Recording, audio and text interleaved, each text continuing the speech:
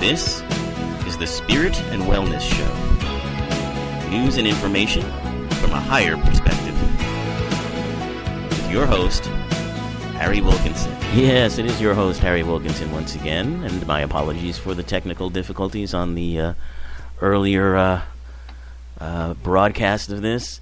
Welcome to 2016, welcome to the new year, and welcome to the first show of the new year. This is the show where we take a look at the days and weeks events, happenings in the world of entertainment, politics, news, everything that affects us in our world, everything that we interact with on a weekly basis, and we take a look at it from a higher perspective.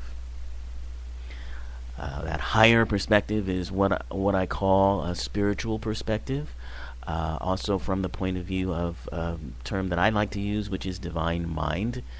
And what I mean by that is that's the connection we all have that goes beyond the physical, I believe, and where we all are as one. And on that level, on that metaphysical level, we as our highest selves, our most expanded selves, are creating this environment, or we're creating this material, physical world that we inhabit and experience pleasure, pain, joy, experience everything that we, in our highest selves, simply are not. At our highest selves, we are limitless.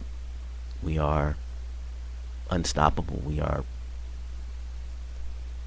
just beyond any ideas of physical pain or anything else that we experience on the mundane level, the material level. And that's why we create this world. That's why we create this sort of hologram in which we can play in and experience all of these things. So that, in a nutshell, is my point of view. And if you've listened to my show before, then it's nothing new to you. But if you are a new listener, it might be something that catches your fancy, or something that has you scratching your head, or something that you aren't too sure about. So I'm glad that you're here and happy to answer any questions that you might have. If you want to contact me, you can certainly contact me via my email here at Spreaker.com, or you can also contact me via Facebook on my webpage, Metaphysical Media on Facebook. So that having been said, let's move forward and talk about some things that we're going to be dealing with on this show. This being the first show of the new year, I'm going to talk a little bit about New Year and what that means. And, this is around the time of year when we're trying to, maybe make new habits, healthier habits, new points of view, new relationships. So we're going to talk a little bit about some new wellness activities you can participate in that may be helpful to you. And we're going to talk, as the title of this episode suggests, we're going to talk about technology in what I call the transition era. Now, for those of you who haven't listened to the show before, what I mean by the transition era is a time which we are now in, I propose, in which things are changing so rapidly. We are evolving at a pace that no one could have foreseen. And we are sort of growing the seeds that were planted during a period of time from, I'd say, I think it was about 2012 to 2015, those 3 years. Over those 3 years, there were astrological alignments. Now, astrology may not be your thing. I find it a useful tool for sort of explaining in a meta way energies, influences, things that are going on in our world. So even if it's not your cup of tea, maybe it can be illustrative of what I'm talking about. So in astrology, the planet Uranus represents, and which is connected to the astrological sign of Aquarius, represents revolution, change, upheaval, innovation, new ideas, freedom, independence, all of those things. Whereas the planet, and astrologers still do look at Pluto as a planet, not the dwarf star or whatever it is scientists have changed their minds about. But Pluto represents some dark energies, the concepts of death and rebirth. They could also it also sort of relates to the forces of oppression, repression,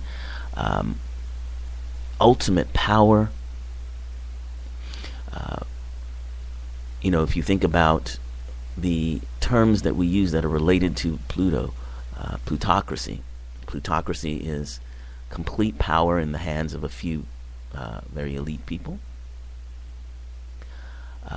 Plutonium, one of the most powerful materials, the basis of the atom bomb, which can literally destroy atoms. So that gives you an idea of how potent and powerful Pluto is and what it represents. So these two planets were having frequent alignments throughout that period of 2012 to 2015. And that's something that was quite a bit of caused quite a bit of a buzz among astrologers, because these two planets are slow-moving planets, and they tend to represent longer-term societal trends.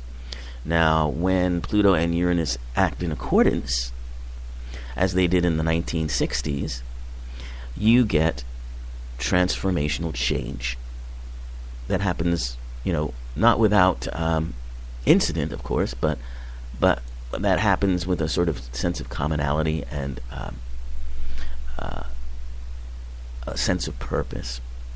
But when those two planets are aligned antagonistically, which they were for this period of time, that represents an impulse for change, revolution, that is met by an impulse to repress, push back, destroy. So that's what has been going on those past 3 years. Sort of a one step forward, 2 steps back. Some of the things that we were dealing with now, and these seeds that I'm talking about, the Arab Spring, for instance, was part of that. Through the use of technology and innovation, people were able to rally and energize a movement to change the Arab world. Now, things did change. However, Gaddafi's gone, all of these things changed. However, the pushback from the repressive forces, the Pluto side of the deal, has made the change not easy. It's happening. It will continue to happen, but it's going to take a longer time. Another illustration of that is, I mentioned plutocracy. Well, in our country now, so much more awareness of inequality, income inequality. The amazing amount of money that is in the hands of a few people, and the disparity between those who have, even those who have, upper middle class incomes, for instance, and those who are struggling to maintain a middle class lifestyle, or may not even be in a middle class, maybe struggling to stay above the poverty line. That inequality is growing, and new ideas to address that are coming out. But, of course, there is pushback from those who would, particularly corporations and politicians who are, aligned with those corporations, who do not want to see things like higher taxes for those in that 1% bracket who have most of the money, those sorts of things. So we have that going on. And another example of this is the ongoing antagonism between the repressive forces of police tactics in many cities in this country. That's represented by Pluto.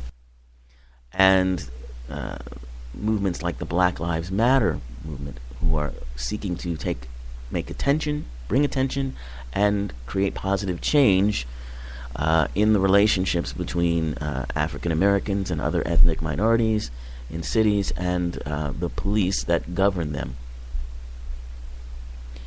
So you can see this clash of things that's happening, and the seeds have been planted, and they are growing, and they will grow in a positive way. So this show, for the past 7 or 8 months, has been looking at the different ways in which our transition era and the different aspects of our transition era, the different ways that they're growing. So today we're going to talk about technology. Technology is perhaps the most powerful driver right now of the transition era and all the changes that are happening. These changes are happening more fast and quicker because of things like social media, Twitter, and so on. And the ability we have to communicate instantaneously with one another now. So we're going to talk about these technology changes that are going to continue to happen. And specifically because of the Consumer Electronics Show in Las Vegas that just ended, showed some very revealing trends of where we're going and what it's going to mean. So I want to talk about that and what that's going to mean for the future. So let's get to it now. First things first, let's talk about what New Year's means. Now, obviously, we know that January 1st isn't all that different from December 31st, the day before. Not all that much changes, but what does change is people's perspectives, people's point of view. And the 1st of January makes people think about renewing things or learning new things, clearing out old things and starting again. So we are very much of a mind to do that sort of thing. And from what I understand, this is the time of year when online dating websites have their biggest subscription growth, because people decide it's a new year, it's time for a new relationship, and so on and so forth. Of course, pushes for new jobs, all of those kinds of things. So the idea of cleansing is, I think, very appropriate for this time of the year, New Year's. This cleansing of old patterns and this sort of visualizing of new patterns. And it's something we do every year. People kind of, talk about it in terms of, New Year's resolutions. I've resolved that this is going to be this way this year, and so forth and so on. And of course, the fact that quite often those resolutions never come to pass. But more than resolutions, I think we just talk about clearing out old patterns and beginning to develop new ones, however long that takes. And I think that's a pretty healthy way to start the new year. And, here's another healthy way to start the new year. One new habit you might want to think about developing in this year is drinking green tea if you aren't already. And I haven't really been. Every now and then I've taken green tea, particularly when I am sick, because it's supposedly got some great healing abilities. But in researching this a little bit more, I see green tea has a lot to offer, and there apparently are a lot of different varieties of the green tea too. Because I didn't find green tea to be all that tasty, but since there are a lot more varieties of them now, I'm thinking I may try it again.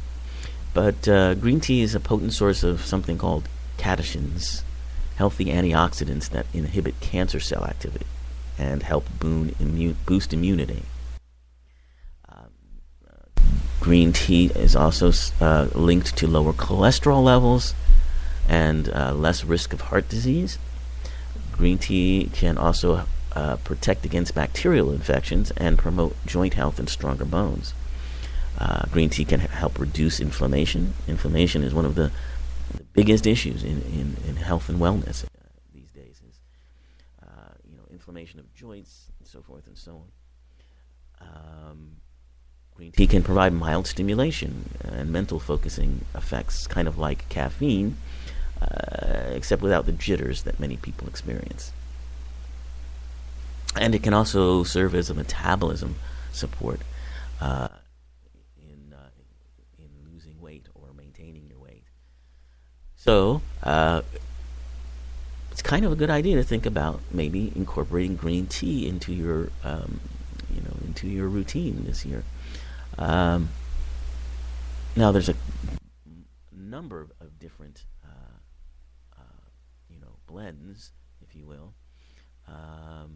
There's Japanese green tea called matcha. There's sencha. That seems to be green tea that's meant to be infused.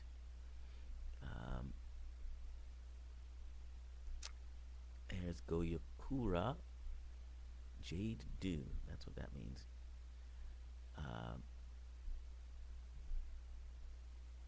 There is Kabusesha, similar to Goyokuru, with a darker shade of green and a mild sweetness and depth of character. That's interesting. I would be looking for a blend that is that has a sweeter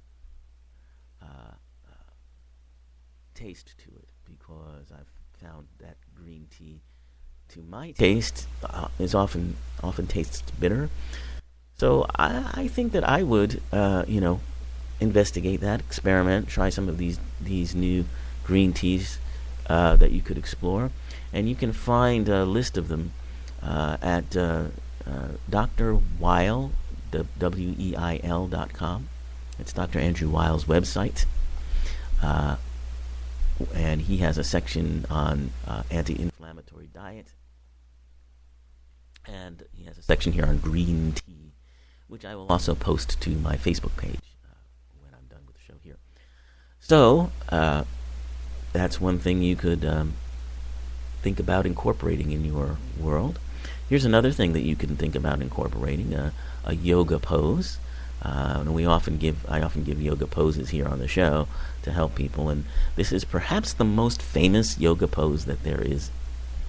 It's called Downward Facing Dog, and it's an energizing pose. It revitalizes, it calms the brain and relieves stress, energizes the body, stretches your shoulders, hamstrings, calves, and your arms and legs. And there's even some evidence that it has a positive effect on preventing osteoporosis.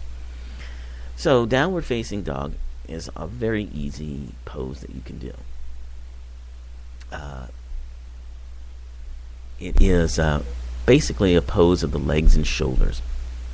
So you begin by resting your hands and knees on the floor, curl your toes, and have your knees directly below your hips, and your hands placed just forward of your shoulders. You take a deep breath in, exhale and push your knees away from the floor, raising your hips and straightening your legs. So now you're in like a triangle shape. Keep your arms straight and your hands firmly on the floor. Rotate your shoulder blades away from your head and kind of roll them back. And let your head hang in line with the arms. And your eyes looking up at you'd be looking at your tummy or your navel. And keep the tailbone pointed to the sky. So you, like I said, you're in a triangle shape or an inverted V shape, however you want to think about that. And you hold the pose for as long as you can. 30 seconds, a minute, 2 minutes. If you start to feel any pain in your wrists or shoulders, stop and drop to the floor and do what they call the child's pose. Child's pose is simply resting on your knees with your arms and head on the floor. And then you can try the downward facing dog again, going from child's pose to downward facing dog. It's a great way to start the day. I'm finding it challenging to actually do full 20 to 30 minute yoga practice the way I used to on a several days a week. I used to be able to do that. I'm finding it's challenging time-wise to do these days. So I grab what time I have and just do one pose, and the downward facing dog pose is one of the best, just for energizing yourself. So I share that as something you might consider incorporating into your new your routine this year. All right, so on to our main topic, which is technology. So the Consumer Electronics Show was in Las Vegas this week, showing the cutting edge of what we are looking at in technology today. So just in brief, to talk about the trends that are going on, and these are things that will be important in our lives. The show itself started, 48 years ago. It began back in 1970, not before then. But things such as the CD were shown for the very first time at the Consumer Electronics Show, and the VCR. Nobody had any idea that they would be as ubiquitous as they became. Of course, now I don't know if anybody owns a CD anymore, but you understand what I mean. So some of these trends are important, and perhaps the most remarkable one is the very quick advancement of self-driving cars. This is happening, folks. This is happening, and we're already seeing them being tested out in places like New York. And within the next 5 years or less, you're going to be able to own one. You're going to be able to drive one, as long as they manage to create an infrastructure for such things. And that's probably the biggest challenge. It's not the technology. We have it. That's done, apparently. It's creating the infrastructure that will allow for these cars to move among traffic. And that may take some time, but it's on the way. And it's a way that will prevent accidents from happening. It will make travel much different and perhaps much easier.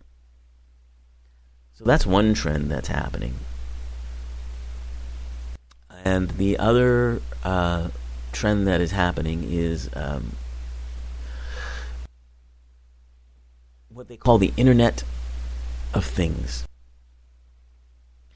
Basically, what this means is that within the next few years, our homes are going to most likely be completely wired to the internet. In other words, you will be able to turn the lights on and off in your home, lock or unlock doors, or even keep an eye on your home via the web and also through the cloud. You'll be able to store information, which we can already do. The idea is that everything's going to be connected to the web. And so by doing so, we become physically connected in the way that I believe we are metaphysically connected. We become one in this collection of, or this connection to the web. So it's just fascinating to me how technology is mirroring our spiritual state in a way that's very concrete. You can now understand the idea of everyone being one in a very concrete way because the internet shows us how to do that. So that's another thing that we have, coming to us, and I think rather quickly. And the other idea, of course, is virtual reality. And here's another spiritual connection or spiritual experience that is now taking a very concrete form. The virtual reality technology that they have now, within 6 months to a year, from what I'm told, is going to jump by leaps and bounds. So you can wear virtual reality headsets. You can meet with a person who may be halfway across the world, but it will appear to you as if they are right in the same room with you. You will be able to play games, of course. Gaming is really where this technology is being worked out. And you will be able to interact with movies and entertainment, virtually. And as I've mentioned on the show quite a number of times, I liken our movement and our experiences in the material and mundane world as a virtual reality experience. And there is, quantum physics breakthroughs and knowledge now that points to that being very true, that we are creating this virtual world that isn't real but feels real, and we make it as real as possible so that we can experience certain things. So virtual reality is a reality and will continue to be a force of great, I think, great change, because when we can be physically as one in the way that we are spiritually as one, intellectually as one, then we can begin to make changes that this transition era is all about. The changes of really recognizing our oneness with others. Because once we recognize that, as the Course in Miracles talks about, there is really only one problem, and that one problem is the belief in separation. Once you get past the belief in separation, that I am separate from everything else, and I'm separate from divine, and I may have feelings of guilt, like I don't deserve to be part of divine, or I have no connection to it, or I'm not divine, I'm evil, all of these things. Once we get past that, and we understand the divinity of our nature and our connectedness, problems, so-called problems that we've been fighting for and over for centuries, will melt away. And we see already signs of that happening. We've seen problems that have lasted for 50 or more years, resistance to allowing gay marriage, resistance to not waving a Confederate flag in the faces of people to whom that is horribly hurtful. You know, all of a sudden, people are at a level of awareness where those changes can happen quickly and without resistance. And so that's what is going to happen with all of everything else, I believe. And our technology is playing an important role in moving the transition era forward. And so that wraps up another show, the first one of the year. I'm looking to hopefully expand the show soon and maybe have some interviews, maybe a longer show. So any ideas you have in that mind and that direction, anything that you would like to know more about, please feel free to contact me and let me know. In the meantime, have a wonderful